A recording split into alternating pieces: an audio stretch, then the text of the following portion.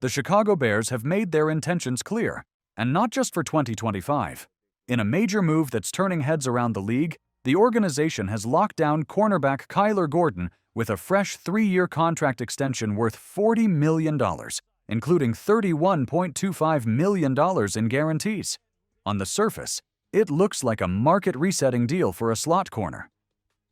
But beneath the headline, there's a deeper, more strategic message, both to the Bears' own roster and the rest of the NFL.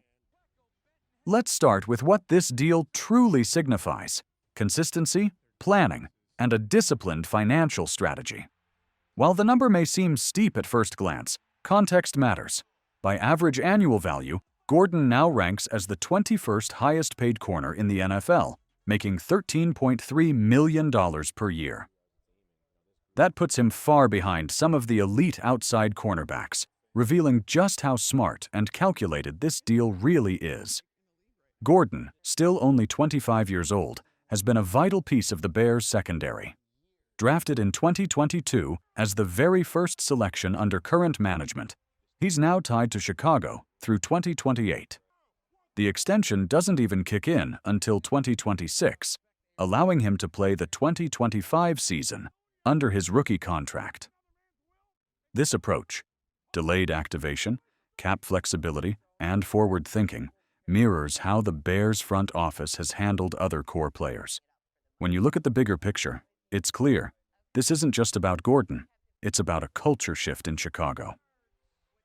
There's now a visible pattern of smart, team-friendly contracts, like the extensions handed to Jalen Johnson and DJ Moore, or even the well-timed signing of Montez Sweat. The Bears aren't reacting, they're planning ahead. They're rewarding performance, locking in ascending players, and keeping the salary cap in check. For Gordon, the message was sent even earlier. New head coach Ben Johnson and defensive coordinator Dennis Allen both cited him as a foundational player during their very first press conferences. They saw his value before even stepping onto the field with him.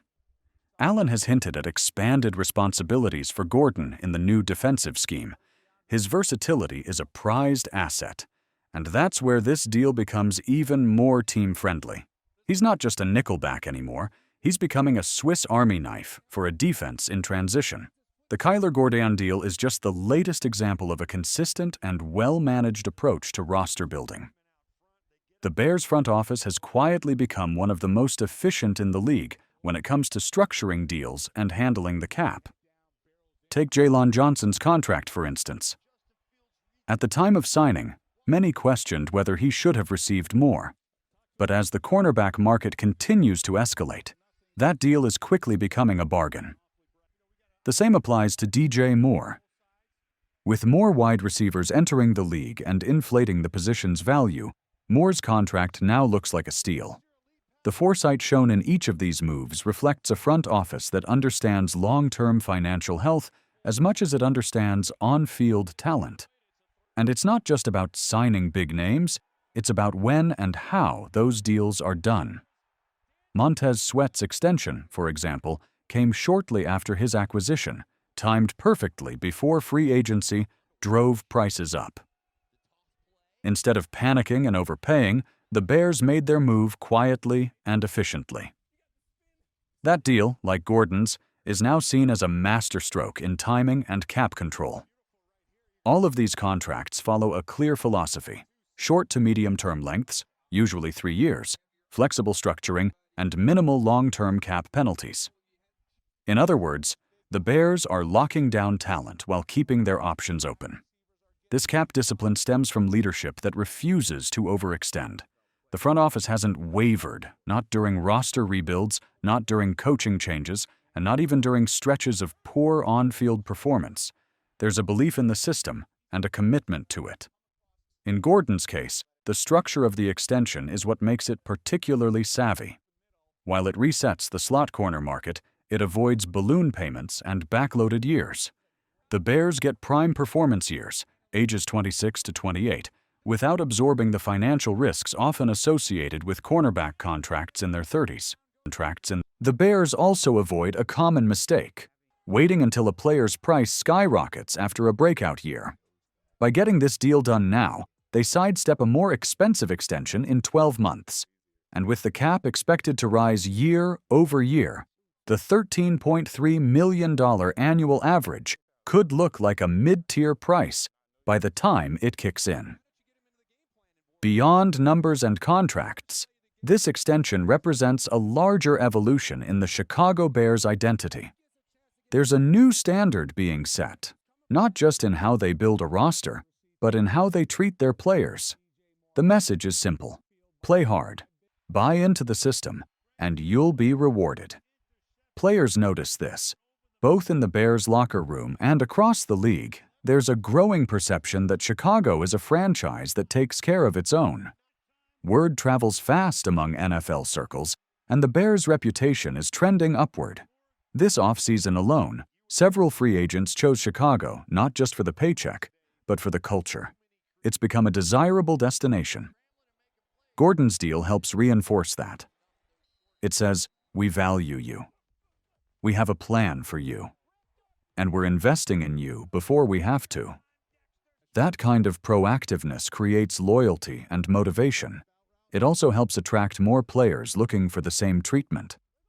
Inside the locker room, Gordon now joins Jalen Johnson in forming one of the more stable cornerback duos in the league. Statistically, they've already proven their worth. Last season, they were the only pair of corners to both finish in the top 15 in PFF's player grading.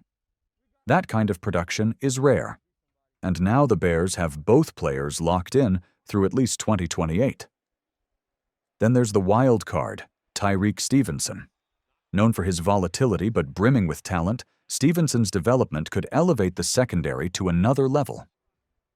Shortly after his arrival, he was sent to a developmental camp, not for discipline, but for growth. It was a move orchestrated by new cornerbacks coach Al Harris, who wasted no time providing mentorship. With Harris's guidance and Allen's system, Stevenson is in a position to thrive. If Stevenson finds consistency, the Bears' cornerback group could become one of the best in football. A trio of Johnson, Gordon, and a refined Stevenson gives Chicago a versatile, physical, and adaptable back end. And in Allen's system, where nickel defenders are often tasked with covering tight ends, slot receivers, and even supporting the run, Gordon's role is set to expand significantly. Gordon has shown the traits needed: toughness, intelligence, and flexibility. His stats through 3 seasons are quietly impressive. 207 combined tackles, 5 interceptions, 2 forced fumbles, 4 recoveries, and 1.5 sacks across 42 games. But numbers only tell part of the story. His true value lies in what he allows the defense to do schematically. From early reports and coaching statements, it's clear that Gordon is more than just a slot corner in this defense. He's a hybrid weapon.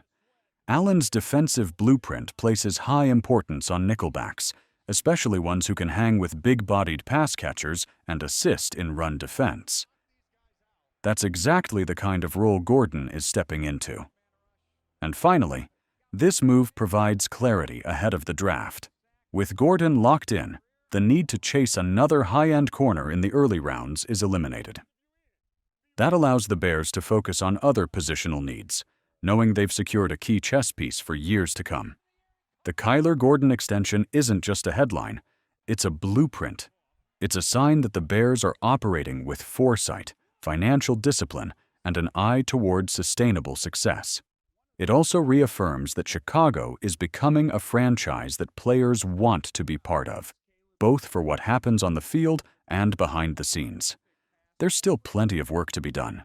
The Bears are far from a finished product, but moves like this, smart, calculated, and culture-setting, are how a real foundation is built, and that's exactly what Chicago is doing.